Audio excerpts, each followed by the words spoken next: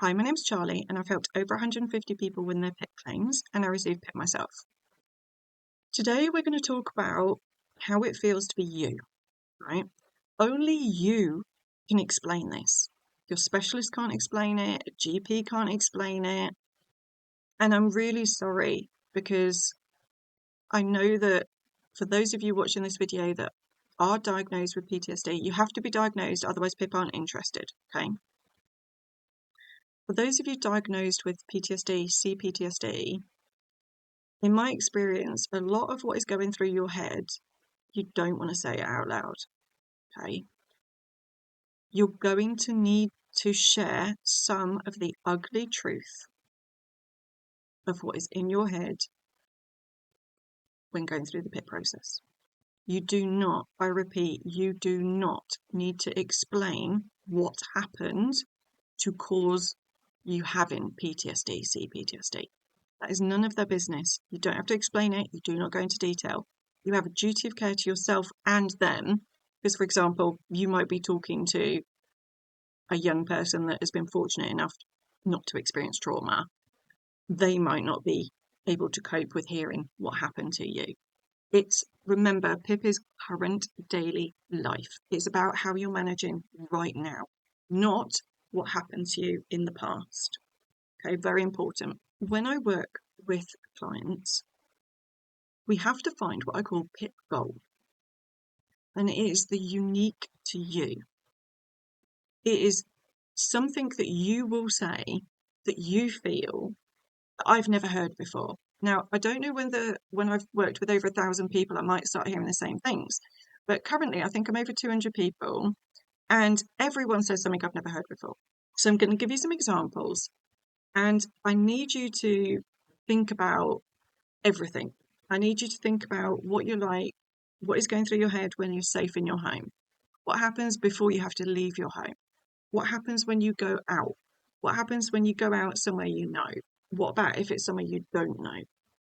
Okay, you're not going to be able to figure this out just by watching this guide. Okay, you're going to need to watch this, think it, everything about it. You might need to watch it again and then think about what you're doing. And when you think this is going through my head or it feels like this, write it down. For fuck's sake, write it down, because that could be your PIP gold. By the way, this is really hard to do.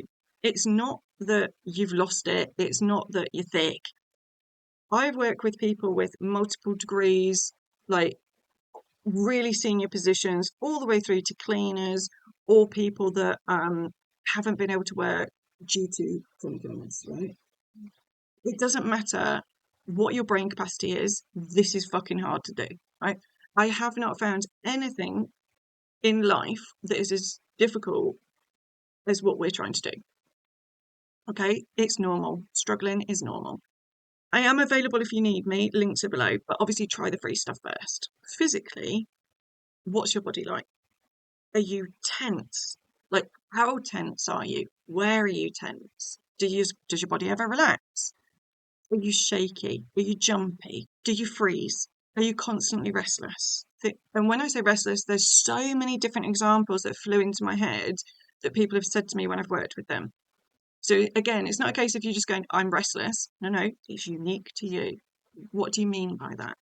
If any of this triggers you, I need you to reach out to a medical professional, okay? Obviously, I am not a medical professional.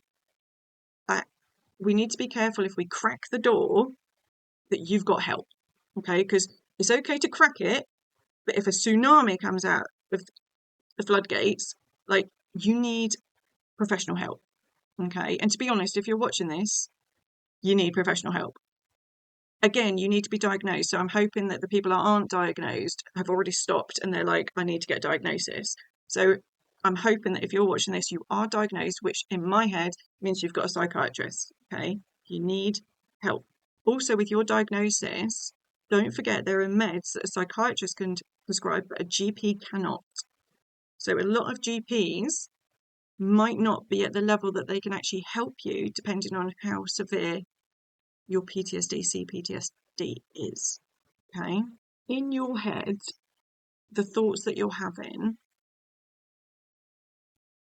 and I'm so sorry, but in the mixing with people, planning a journey, managing therapy, with the activities, you need to be able to explain a bit of this. We're not going to dig too deep, okay? We're not going to dig too deep. Don't forget, we are not talking about what happened. Are you getting thoughts in your head that are intrusive?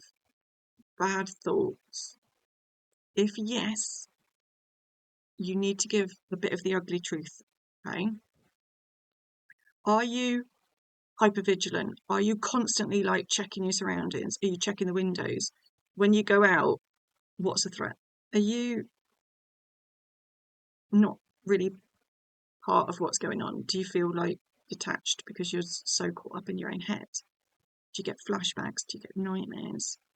How often? Are you getting angry? When you're getting angry, because quite a lot of you probably are, what happens? Again, you might need to give an example, okay? Look at the points we're mixing with people, right?